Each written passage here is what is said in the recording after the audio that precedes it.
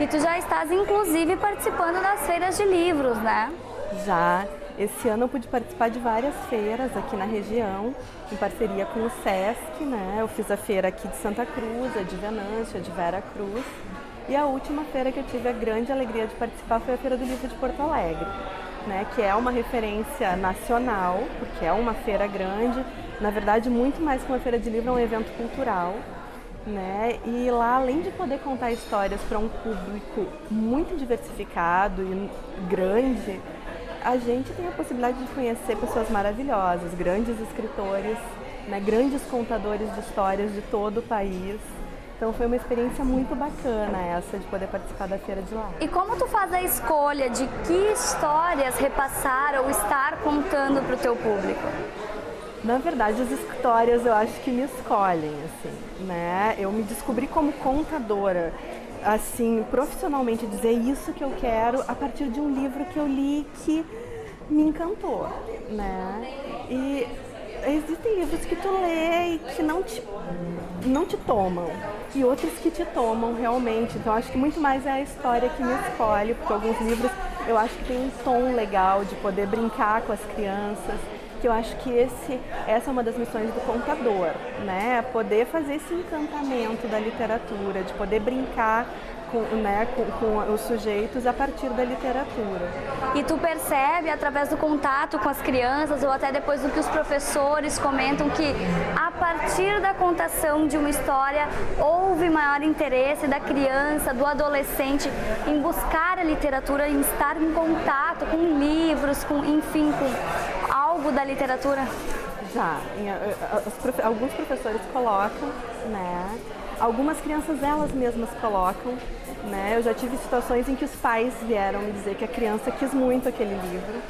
E eu já tive até o caso de livrarias me dizerem: nossa, depois que tu contou essa história, muita gente veio buscar esse livro.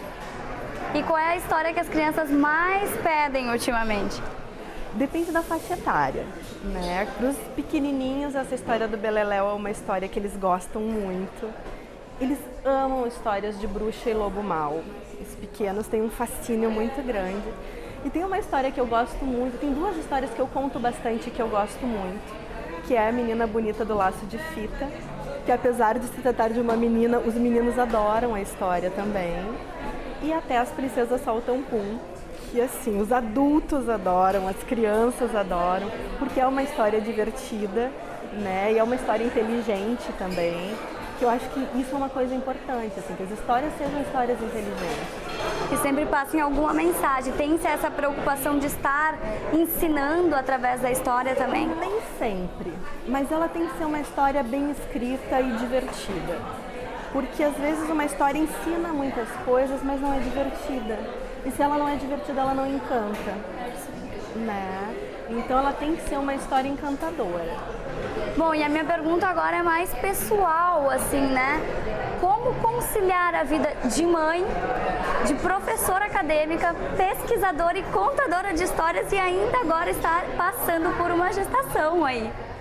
É muito corrido, né? São muitas horas fora de casa e quando está em casa, poder administrar a casa, o tempo com o filho, né? Eu acho que é importante todas as coisas que eu acredito, né? E que eu vivencio, que eu pesquiso, eu poder estar, né, vivenciando na minha vida também, que é o tempo de contar histórias para o meu filho, de jogar joguinhos com o meu filho, de estar com a família.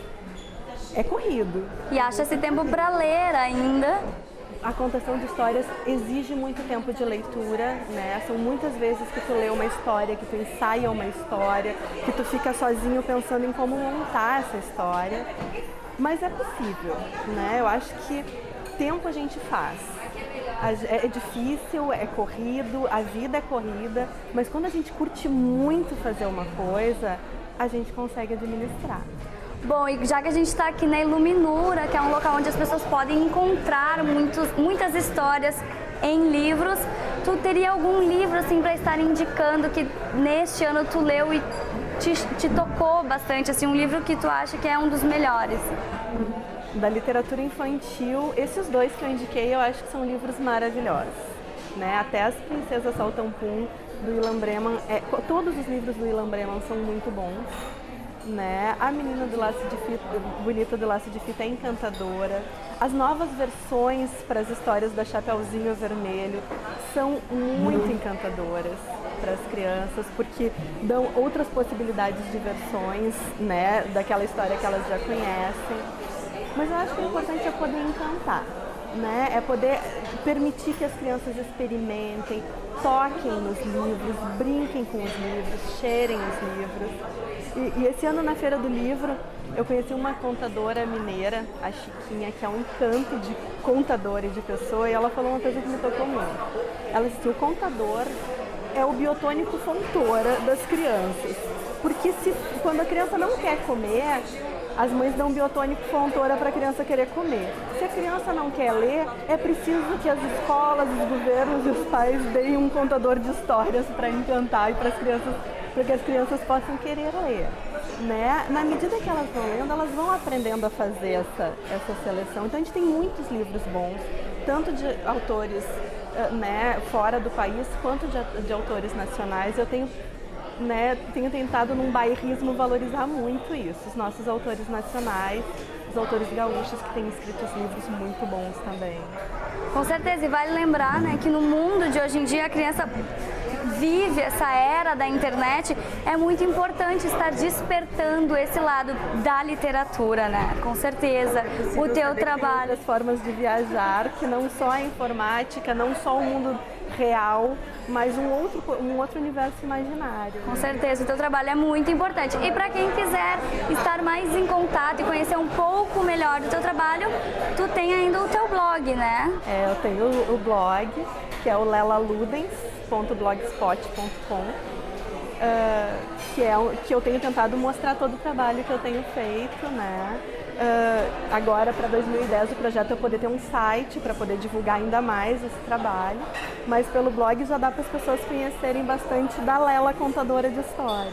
E tu tem aí uma ideia de quantas escolas tu está atendendo ao longo desse ano, ou já atendeu? Eu não contabilizei, não. Quantas histórias já foram contadas este ano? As escolas vão pedindo e eu vou atendendo, vou pensando nas histórias a partir da idade das crianças e das histórias que me tomam também, né? Mas algumas escolas pedem uma contação, outras pedem uma oficina, onde que eu trabalho uma história mais dinâmica, que as crianças tenham que exercer alguma função dentro da história.